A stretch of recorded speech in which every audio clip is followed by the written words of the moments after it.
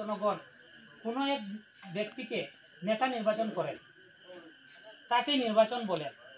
আর আমরা যাহার শুদ্ধ ভাষা কইতে দিই না, আজকাল আমরা নেতা নির্বাচন করতে গিয়া যদি ভালো মানুষ চিনি না বা যে যোগ্য নাই, তারা যদি নেতা নির্বাচন করিলাই তারা তার দ্বারা কাম করা আমরা লাগে অসম্ভব হয়ে যাবে।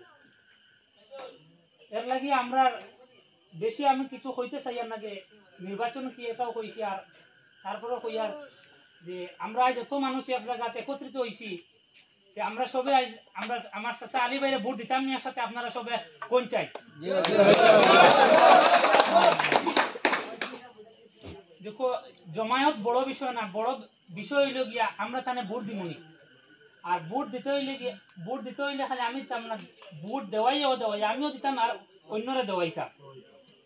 আর আমরা এই সবার দ্বারা যে আজ বড় সভা, এই সবার দ্বারা একটা আওয়াজ উঠতো যে জনসমর্থন অনেক বেশি।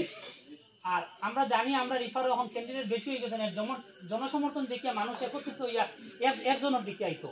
আর একজনের দিকে আয় যদি আমরা একজনকে দিতেইতে পারবো।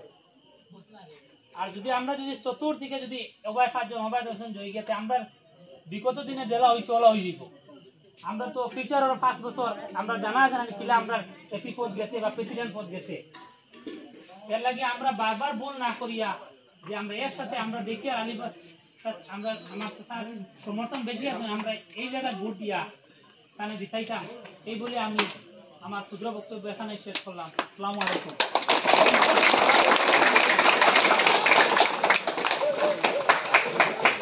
ধন্যবাদ এবারের বক্তব্য রাখার জন্য। আমি আমার রাজ্য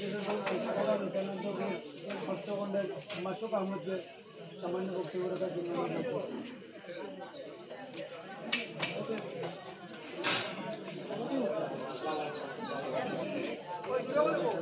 আজকের এই সভা আমরা জানিয়ে নির্বাচনী সভা হইলে আমরা জমিছি